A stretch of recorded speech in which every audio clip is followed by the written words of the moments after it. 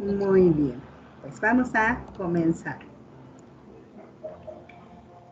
En este día, bueno, pues nos toca ver el tema de Lean Startups para empresas emergentes.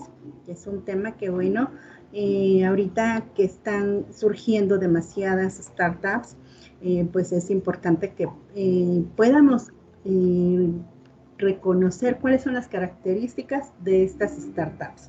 Ok, y bueno, antes que todo, pues vamos a hablar un poquito acerca de las pymes, ¿no? Información importante que bueno, ya todos conocemos, pero que es necesario que podamos nosotros aquí plantear. De acuerdo a la Organización Internacional del Trabajo, el 90% de las empresas en el mundo pues pertenecen a este sector de las pymes, ¿no? Pequeñas y medianas empresas. De este 90%, bueno, la mayoría se va a categorizar como microempresa, porque generalmente estas tienen menos de 10 empleados. La sumatoria de toda esta generación de empleo por parte de estas pymes representa un 70% mundial, ¿sí? También es importante recalcar que representan el 50% del Producto Interno en cada país, ¿no? Aproximadamente más del 50%. Y bueno, generalmente la mayoría de las pymes están dedicadas al sector de servicios. Bueno. Otras características importantes de las pymes. Disculpe. Ya estamos viendo otra información, es que nosotros solo vemos el logo. ¿Ya se está viendo? No, solo se ve el logo. Oh, solo se ve el logo. A ver, ahorita veo qué pasa. Yo no sé qué pasa, que de repente se queda ahí. Voy. Voy a dejar de compartir. Ya se ve. Ok, voy otra vez, ¿eh?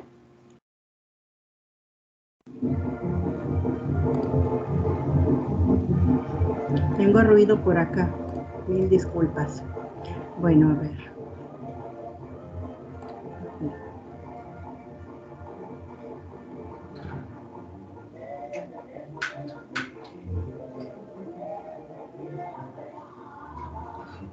Ok, bueno. Estas empresas generalmente cuando alguien quiere crear alguien tiene algún proyecto, ¿no? Pues se une con algún amigo, con algún familiar, precisamente pues para hacer algún proyecto, hacer algún negocio, ¿no? Generalmente es con la misma familia. La inversión proviene pues del ahorro de esas personas que se están uniendo o se están integrando para formar ese negocio. Probablemente también pueda ser producto de, pues no sé, de la jubilación de alguno de ellos, ¿no? Para poder seguir subsistiendo, ¿no? Utilizan sus ahorros o su jubilación para crear ese negocio. O préstamos, ¿no? La mayoría generalmente acude, ¿no? A algunas financieras, a algunas instituciones financieras, bancos, etcétera, para obtener ese préstamo. Posteriormente, pues crea el negocio y bueno, ya todos sabemos, ¿no? Que generalmente las pymes tienen un ciclo de vida. Ajá. Según el INEGI, sus informes que producen en el 2019, pues nos dicen que el promedio de vida de las pymes es generalmente de 5 a 8 años. Dependiendo obviamente de la gestión, de la buena gestión de estas personas con respecto a estas pequeñas empresas. ¿Ah? ¿Sí se está viendo todavía? Ok. Entonces, ¿qué es una startup? ¿No? Tanto se ha escuchado hablar de ellas, y no nada más en el sector económico, sino en diferentes sectores, ¿no? En las industrias, en las instituciones educativas, incluso, no sé, negocios, etc. Las startups no son otra cosa más que pequeñas empresas, ¿sí? Que surgen y que para su creación no es necesario contar con una inversión muy grande, ¿sí? Si nosotros podemos, pues, no sé, identificar algunas de las startups que ahora son grandes empresas, como son Facebook, como son YouTube, como es Google, pues muchas de ellas no requirieron para establecerse mucho dinero, ¿no? O mucha inversión. Muchas de ellas, iniciaron en una cochera, ¿no? Iniciaron ahí en un pequeño establecimiento, como puede ser en Amazon, ¿no? Y que bueno, como toda su infraestructura no es tan, ¿cómo se llama? Tan ostentosa, o sea, no requerían oficinas grandes, plantas grandes, maquinaria. ¿Por qué? Porque todo se basa en la tecnología, ¿ok? Estas empresas tienen esa característica muy importante que es la tecnología dentro de sus gestiones, ¿ok? Bueno, vamos a ver cuáles son entonces las características de estas empresas o de estas empresas emergentes, como también se les denomina. Por principio de cuentas, y ya lo comentamos, es el uso de tecnología digital o disruptiva para el proceso de sus productos o servicios. ¿Qué significa este término disruptivo? Bueno, disruptivo significa ruptura. Quiere decir un antes y un después. Y con respecto a la tecnología, existen muchos ejemplos. Uno podría ser el blockchain, ¿sí? Blockchain es una cadena de bloques encriptado que almacenan información valiosa de alguna transacción, ¿sí? Algo así como una huella digital, que obviamente no es fácil de suplantar. Ajá. Y que para su traducción forzosamente requiere el anterior bloque, o sea, va generando bloque, bloque, bloque, con huellas específicas que, bueno, hace difícil que se pueda violar esa información, que se pueda robar, que se pueda hackear, etcétera, ¿no? Entonces, se empezó a utilizar para las criptomonedas que todos conocemos ahora, ¿no? El Bitcoin, etcétera. Hay infinidad ahorita ya. Pero bueno, posteriormente se empieza a utilizar en contratos digitales como la firma digital, el sello digital de las facturas, etcétera. ¿Sí? Ahorita es muy común que te envíen un contrato, ¿no? Vía email, y todas las partes implicadas entran a ese archivo, ponen su firma digital y posteriormente se sella. Y ese sello es el que hace que ese contrato ya no pueda modificarse, ¿sí? Para accesar a él, obviamente, se requiere el software, pero se basa más que nada en esto del blockchain. Entonces, una tecnología disruptiva es aquella que, mediante la cual se crean nuevas tecnologías, ¿no? Y así va creando y va ahora sí que supliendo a la anterior. La anterior ya queda obsoleta y va creando otra y va creando otra, ¿no? Entonces, de esto se refiere tecnología disruptiva. Y bueno, tenemos aquí algunos ejemplos: realidad virtual, inteligencia artificial, realidad aumentada, blockchain, que es lo que estábamos comentando. La impresora 3D. Disculpe, lo que pasa es que quedó la imagen del cohetico. Yo no sé si soy yo la única para no estar molestando o se congeló para todos. Ay, perdóname, no te escuché, que tengo ruido por acá. Es que la presentación se quedó en la imagen donde está el cohete, el cohetico. Entonces, no sé si sea yo la única para no estar molestando o es que se congeló. Ahí ya se ve. Ay, perdón. Sí. Ok. Bueno, entonces voy a regresar tantito a una que estaba yo comentando sobre las startups. Tienen como base la tecnología digital o tecnología disruptiva. ¿Ok? Perdóname, ahora sí ya. Y bueno, ¿cuál es la característica principal de la tecnología disruptiva? Bueno, que esta permite generar nueva tecnología o generar innovación, que es lo que comentaba yo del blockchain, ¿sí? que originalmente se empezó a utilizar para criptomonedas, pero bueno, al ver toda esta parte de la seguridad que representan estos pequeños bloques de cadena, pues ahora se utiliza, por ejemplo, para los contratos digitales, para la firma digital, para los sellos digitales, por ejemplo, de las facturas. Ajá, entonces, esto es lo que se conoce como tecnología disruptiva, algo que nos sirve ahorita y que nos va a generar nueva tecnología. ¿Ok? Y bueno, tenemos ahí ejemplos: realidad virtual, realidad artificial, realidad aumentada, el mismo blockchain, la impresora 3D, los drones, ¿no? Por ejemplo, antes pues se tenían que utilizar helicópteros, incluso antes de los helicópteros, los globos aerostáticos para obtener imágenes aéreas, ¿no? Y ahorita, ¿qué tan fácil es con un dron, ¿no?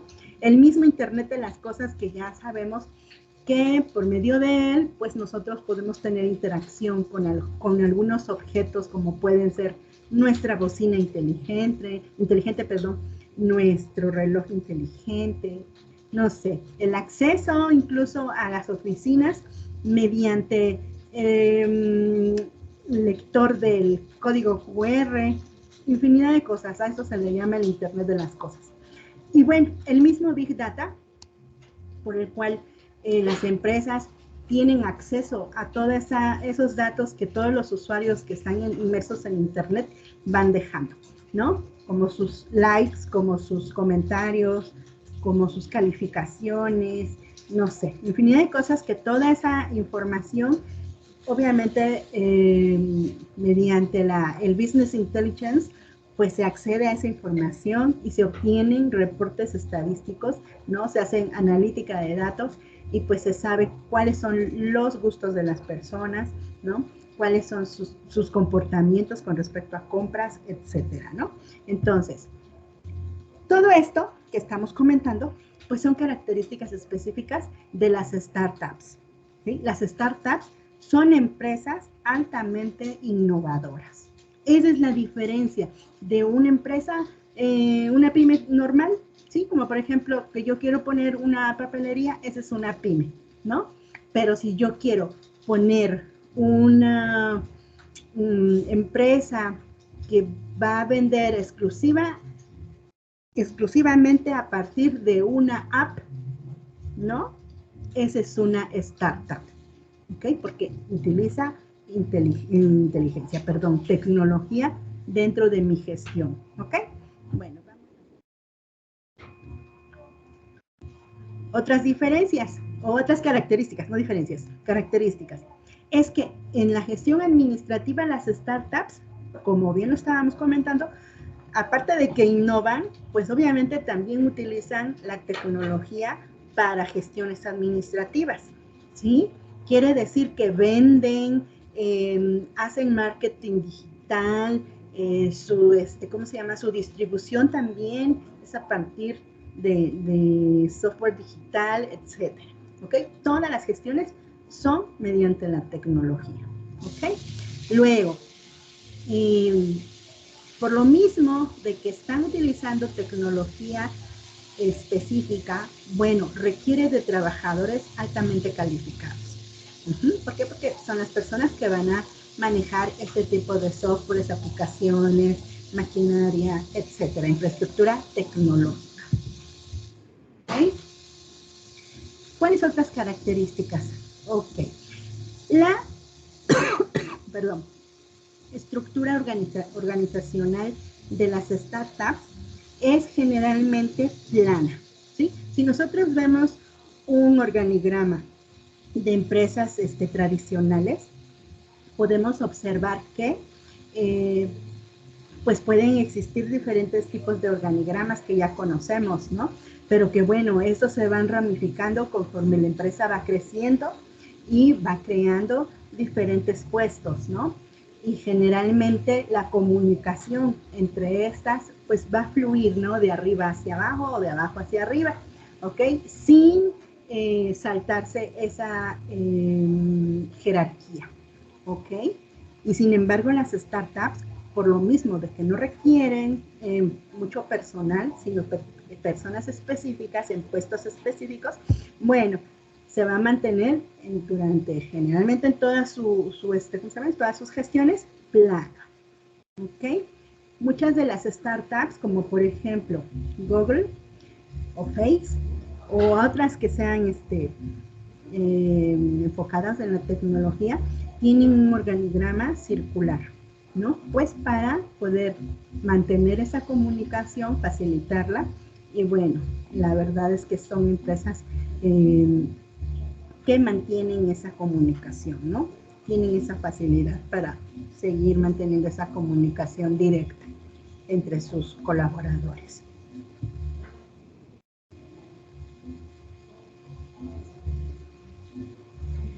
En cuanto a los aspectos financieros, bueno, aquí un factor muy importante, ¿sí? Es que a diferencia de las pymes tradicionales, que generalmente, bueno, ya habíamos comentado, ¿no? Se unen varias personas de la familia o con amigos y entre todos, pues, proporcionan cierta cantidad para el negocio. En este caso, las startups son empresas emergentes y por lo mismo tienen esa característica de que tienen un alto índice de riesgo. Entonces, les es difícil conseguir financiamiento, ¿sí? Pero bueno, las cosas están cambiando mucho. Entonces, se ha visto que incluso las instituciones financieras están volteando a verlas precisamente porque se está viendo que su crecimiento es acelerado, ¿sí? Entonces, muchas instituciones financieras están apostando a las startups porque el crecimiento es rápido. Entonces, quieren también obtener parte, ¿no? De ese, ¿cómo se llama? De ese dinero que van generando. Bueno, obviamente estas empresas tienen los objetivos de crecimiento más acelerados que una empresa tradicional, que una pyme tradicional. Lo que estábamos comentando, también tienen bajos costos de operación, precisamente porque no requieren de mucha maquinaria, de un local, de una planta, tampoco de muchas personas que colaboren. Obviamente, posteriormente, cuando ya estén más grandes, pues probablemente sí, pero al inicio no. Perdón. Ejemplos de startups. Bueno, ya había yo comentado algunos, pero ya todos conocemos estos ejemplos, ¿no? Netflix, Amazon, Google, YouTube, PayPal, Facebook. Ahora, fíjate, si de este lado derecho podemos observar que está ahí un unicornio, ¿sí? Las startups unicornio, pues es como la empresa, como el objetivo de toda startup, ¿sí? Todas las startups quisieran llegar a ser unicornio. ¿Por qué? Porque, bueno, todas estas que tenemos del lado derecho son empresas cuyo valor en el mercado es de $1,000 millones. Entonces, estas empresas, podría decir que están en el top, ¿no? Y bueno, esas son unas de las que encontré que están en el top 10, ¿no? Canva, Spotify, Skype, Airbnb, y esta nueva que es de Brasil, el Nubank, que a diferencia de otros bancos, pues también está aceptando las criptomonedas. Entonces, eso es lo que yo quería comentarte, ¿no? O sea, tienen esa característica específica de que son innovadoras. Bueno, ¿cuál es el proceso para crear o las etapas en las que se va creando una startup? Pues primero van a empezar con una idea, ¿no? Algo que no existe en el mercado y que mediante tecnología pues se puede resolver, ¿no? Posteriormente se hace una evaluación del mercado.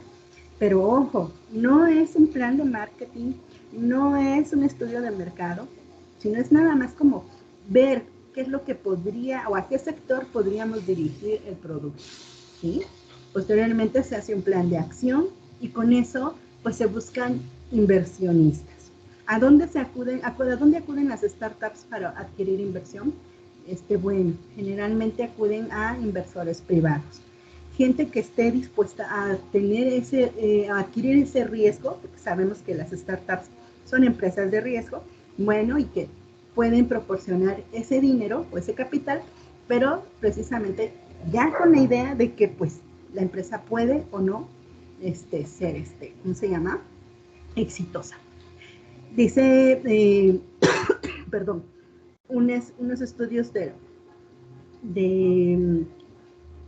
unos estudios de Estados Unidos que menciona que de 10 startups, 3 o 4 fracasan, ¿no? Entonces, por eso es que es un poco complicado que ellas obtengan inversión, pero ya existe en personas, incluso grupos que se llaman crowdfunding, ¿sí? Que bueno, se dedican precisamente pues a buscar personas que quieran invertir en startups, ¿no? Y entonces las startups pues acuden a ellos para obtener financiamiento. Posteriormente, bueno, ya se va viendo la evolución, ¿no? De la empresa. Ahora, aquí es donde pues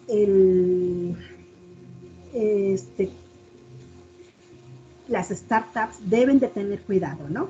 Por ejemplo, no solo porque son innovadoras y su base son las tecnologías digitales o disruptivas, pensar que con eso ya van a ser exitosas, ¿no? Porque esa es una idea que de repente las startups tienen.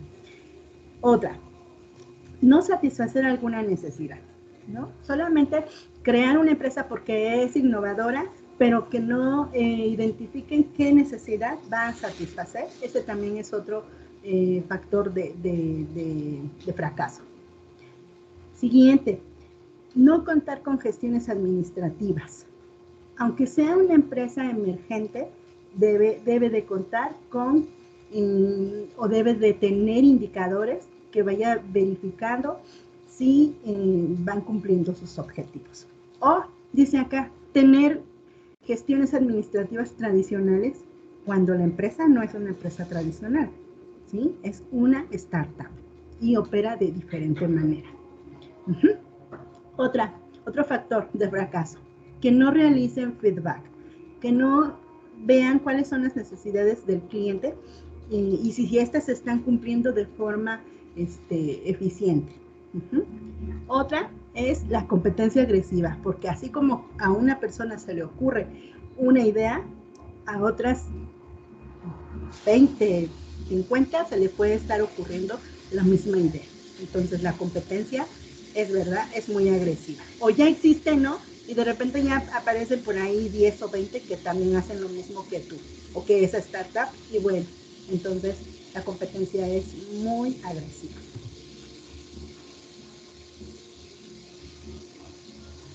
Y bueno,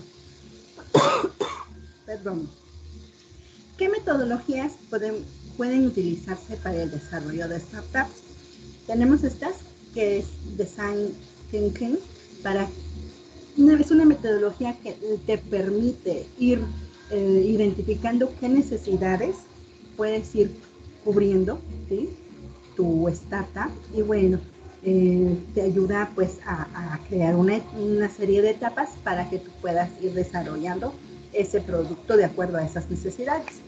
Otra metodología que se llama Agile, que bueno, también permite que durante toda la gestión de la startup, esta se mantenga lo más fluido, las gestiones se mantengan lo más fluido posible. Y esta que vamos a ver que se llama Lean Startup, ¿sí? Que ahorita vamos a enfocarnos en ella. Ok, para empezar, esta metodología, ¿sí? De Eric Ries se basa en el Lean Manufacturing. Lean Manufacturing es una metodología japonesa que generalmente aplican empresas como, por ejemplo, Nike, Toyota, y que bueno, el objetivo de esta metodología Lean Manufacturing es minimizar pérdidas. ¿En dónde? Bueno, en el tiempo de entrega, en los costos de distribución, en todos los procesos. Pero como primer etapa, como primer punto de esta metodología Lean Manufacturing, es identificar el valor que el cliente le da a el producto. Y a partir de este paso, se identifica todo lo que implica el proceso del producto, información, suministros, distribución, y se enfoca en minimizar costos, tiempos de entrega, ¿sí? Y distribución. Y aparte, pues obviamente lo que se requiere es maximizar la producción a partir del valor del cliente. Estas metodologías japonesas tienen otro enfoque muy importante, ¿sí? Que es solamente producir lo que los clientes demandan, ¿sí? No producir demasiado, solo lo que el cliente demanda, ¿sí? Y bueno, ya sabemos que todas las metodologías japonesas tienen el enfoque de mejora continua, siempre en todos los procesos. ¿Ok? Bueno, entonces Eric Ries ve que esta metodología le sirve a las empresas manufactureras, ¿sí? Y bueno, lo adapta, ¿sí? Lo adapta en la metodología para las startups, ¿ok? El Lean Startup, como él le denomina, tiene 3 etapas: construir, medir y aprender.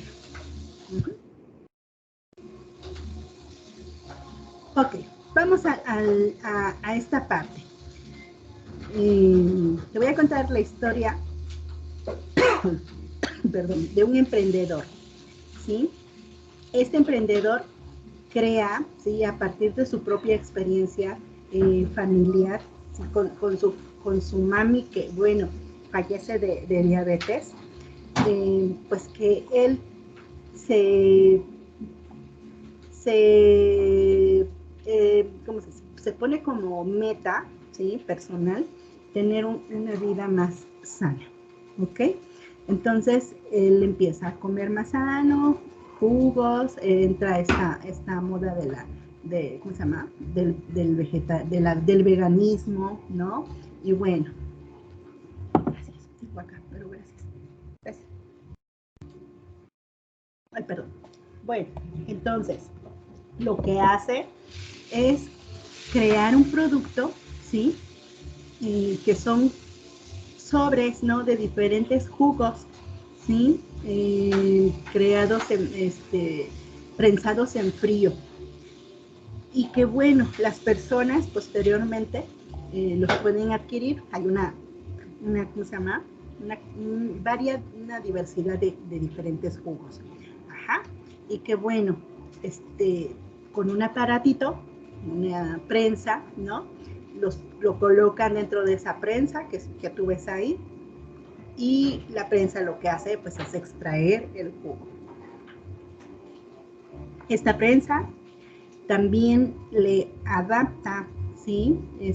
Tecnología del Internet de las cosas, que lo que hace es que enviaba a las personas por medio de una app al celular o a su reloj inteligente, información de los jugos, ¿no? Cuáles eran sus nutrientes, cuáles eran sus características, sus ingredientes incluso, etcétera, ¿no?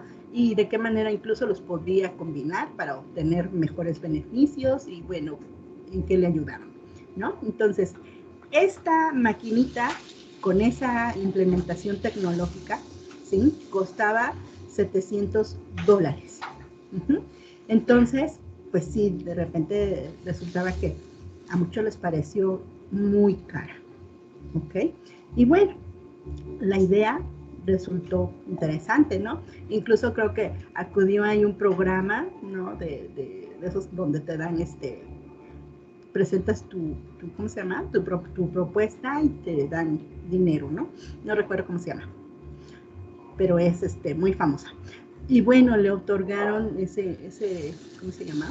Ese dinero, ese capital para que él pudiera, sacar su propuesta de negocio. Ajá. Y bueno, ya cuando estaba en el mercado, pues las personas, para empezar, dijeron, la máquina es muy cara, ¿no? Y luego sucede que las páginas, ya sabes, otros detractores empiezan a buscarle qué es lo que está mal, ¿no? O qué es lo que está bien, hacen pruebas, y hicieron esa prueba donde con solo exprimir con tus propias manos ese sobrecito, ya se obtenía el jugo. O sea que esa máquina de $700 era obsoleta. ¿no? Entonces, aquí es donde pues entra esta metodología del Lean Startup.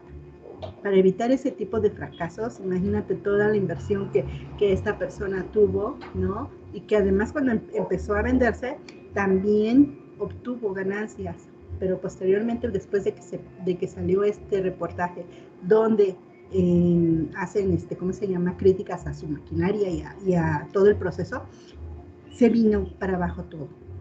Entonces, pues... Entonces, ¿qué es lo que maneja esta metodología Lean Startup? Bueno, ya habíamos dicho que la primera etapa era crear. No, perdón, en la primera etapa nosotros tenemos que, o la startup necesita, ¿sí?, salir a la calle, ¿sí?, para que pueda ver si este producto que está pensando en lanzar al mercado es uno que esté satisfaciendo una necesidad real, ¿sí? Los clientes deben de, pues ahora sí que consumir el producto, utilizarlo, etcétera. Ellos son los que van a dar, digamos que, el visto bueno de ese producto, ¿sí? Si a las personas se les ocurre que en ese momento ese producto no está satisfaciendo ninguna necesidad, bueno, entonces la persona tendrá que ver, ¿no?, qué es lo que está pasando, ¿sí? Tienen que hacerse diferentes modificaciones de acuerdo a lo que estas personas que están probando el producto vayan, pues ahora sí que retroalimentando. Entonces, a toda esta etapa se le conoce como la creación del producto mínimo viable. ¿Ok? Aquel producto que va a satisfacer una necesidad que las personas quieren, ¿no?, dentro de su vida, porque obviamente están satisfaciendo una necesidad, ¿sí? Y este es el producto con que las startups van a salir al mercado. No es un estudio de mercado, como tú te puedes dar cuenta, es más bien como un experimento en baja escala, ¿sí? El emprendedor o los emprendedores deben de salir a la calle y mostrárselo o dárselos a las personas a las que precisamente ellos pensaron que iban a ser sus clientes. Y bueno, de acuerdo a la interacción que las personas tengan con ese producto, es que entonces van a poder ir desarrollando los cambios, ¿no?, o implementando los cambios en ese producto. Aquí, ojo, porque tampoco se trata de que el producto cambie en un 100%, ¿no? Son mejoras que se van haciendo, ¿sí? ¿Por qué? Porque, bueno, la única manera en que pueden identificar que ese producto es necesario, pues es ofreciéndoselo a las personas a las que se piensan que les van a satisfacer las necesidades. Pero si esas personas identifican que es muy difícil de manejar, que ya existe como para que lo creas, ¿no?, o es muy caro, etcétera, entonces pues es necesario que los emprendedores pues determinen qué hacer, si siguen o ya no.